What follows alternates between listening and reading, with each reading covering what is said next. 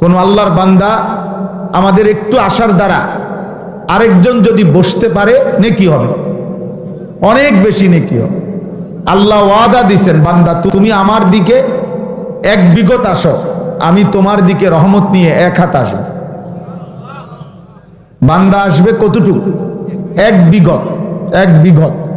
আল্লাহ বলেন আমি রহমত নিয়ে আসবো এক হাত। তুমি আসবে এক হাত, আমি আসবো দুই হাত। তুমি আসবা হাঁটতে হাঁটতে, আমি আল্লাহ আসবো দৌড়তে দৌড়তে। আতাইতুকা হারওয়ালা, এটা অনেক বড় ব্যাপার। এরপরে যদি আর কোনোভাবে বসার কোনো সুরত না হয়, ঠিক আছে ভাই, আর তো কিছু করার নাই, কিন্তু ইচ্ছা করে চেষ্টা করে বসলে ভালো। আমার এই দুইটা ভূমিকা। এক নাম্বার কথা হলো, আমরা প্রত্যেকে মোবাইলটা বন্ধ রাখা আল্লাহর কথা চোখের দিকে তাকাইয়া শুনলে সবার বরকত হবে, সবার বরকত। আল্লাহর কথা মনোযোগ দিয়ে শুনবার কথা, আল্লাহর আদেশ। ফাসতামিউ লাহু ওয়া আনসিতু। আল্লাহ বলছে আমার কোরআন যখন পড়া হয় তো তোমাদের দুইটা কাজ। আল্লাহ নিজে বলছে, তোমরা মনোযোগ দিয়ে শোনো এবং চুপ থাকো, এবং চুপ থাকো। আল্লাহ বলছেন এতে করে আমি আল্লাহই তোমাদেরকে আমার কথার উপরে আমল করার তৌফিক আমি দিয়ে দেব। শর্ত কি? তুমি মনোযোগ দিয়ে শুনতে হবে, চুপ থাকতে হবে। তুমি আন্তরিকতা দেখাইবা সামান্য, আমি রহমত দেখাবো অসামান্য।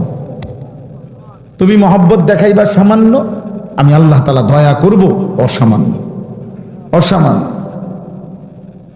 এই জন্য একটা মাহফিল, এই ভাই যে ভাই এখানে কথা বলছে, কি নাম? বহুত কষ্ট করছে এই দোস্ত মাহফিলটার ডেট আনার জন্য।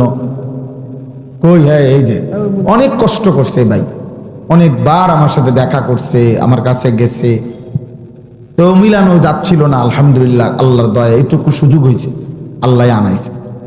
তো আমার কথা হলো, তোমার নাম কি আব্বা?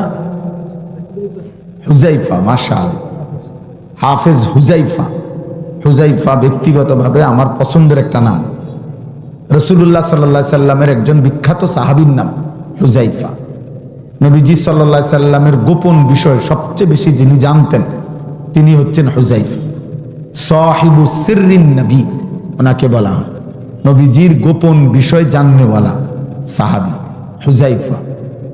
কিয়ামতের পূর্বে কি কি হবে এইগুলা যে সমস্ত সাহাবারা বর্ণনা করছেন নবীজির থেকে, তার মধ্যে সবচেয়ে বেশি বর্ণনা করছেন এই সাহাবা হুজাইফা, কিয়ামতের আলামত। এরপরে গুনাহ এবং জাহান্নামে যাইতে হবে, পাপ বলতে যা বুঝায়, যে জিনিস ক্ষতিকর আমাদের ঈমান আমলের জন্য, গুনাহ পাপ, এগুলো সবচেয়ে বেশি খুঁটা খুঁটা বারবার জিগাইছেন নবীজির কাছে, জেনে নিছেন যিনি, উনি হুজাইফা, এই সাহাবী রাসূলুল্লাহ সাল্লাল্লাহু আলাইহি ওয়াসাল্লাম।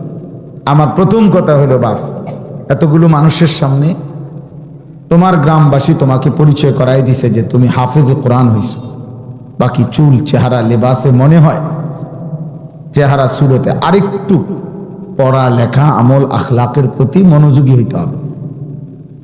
নিজেকে আগামী 1 বছর পরে, 2 বছর পরে এমন যেন না হয় তুমি মহল্লাবাসীকে অপমান করলা যে নিজের উল্টা চলাফেরার দ্বারা, তাইলে সেটা হবে এতগুলো মানুষের জন্য কষ্টের কারণ। এই জন্য আল্লাহ যেন তাকে সত্যিকার একজন হাফেজ, আলেম হিসাবে, উম্মতের খাদেম হিসাবে কবুল করে নেন। আপনারাও দোয়া করেন। তোমার কাছে আমার এটা কথা, অনুরোধ, অনুরোধ, কোরআনকে অপমান করো না, দ্বীনকে অপমান করো না, আল্লাহকে অপমান করো না, রাসূল সাল্লাল্লাহু আলাইহি সাল্লামের মেহনতকে অপমান করো। আমার চলার দ্বারা, ফেরার দ্বারা, উঠা বসার দ্বারা এমন যেন মানুষ না হয় যে চোখ আঙ্গুল দিয়ে কেউ বলল, দেখো হুজুর মানুষ কি করে, হাফেজ সব মানুষ কি করে। এটা যেন আমি মূলত ব্যক্তি কি হলাম না, অপমানিত না, এটা আমার দ্বীনকে কি করলাম, অপমান করলাম। এটা খুব সাংঘাতিক। এই জন্য যারা আল্লাহর কোরআন পড়ে, হাফেজ, আলেম, তাদের খুব বেশি সতর্ক থাকতে হয়। মানুষ এই জন্য কথায় কথায় তখন বলে ফেলে, হ্যাঁ আপনি না একটা হুজুর মানুষ, আপনি কেমনে এত বড় মিশা কথাটা বলে, কথাটা বুঝছেন না?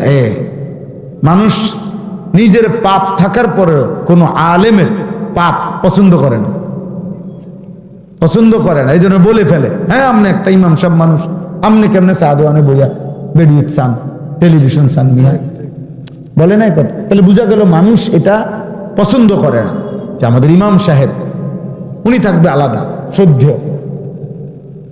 তাইলে মানুষের এই ভালো ধারণা আল্লাহর প্রতি, কোরআনের প্রতি আমাদের বরকতে, আমাদের মাধ্যমে যদি এটা ছিল, আমি যদি সেটা নষ্ট করি, এটা ঠিক হবে, এটা ঠিক হবে। আল্লাহ আমাদের সবাইকে তৌফিক দান করেন। আমি ব্যক্তিগতভাবে কোনো সময় এই ক্রেস্ট দেই না। আমার জন্য বহু মাহফিলে এরকম বড় বড় ক্রেস্ট আমারে দেওয়ার জন্য বানায়, উনি নেই না, একটাও নেই না।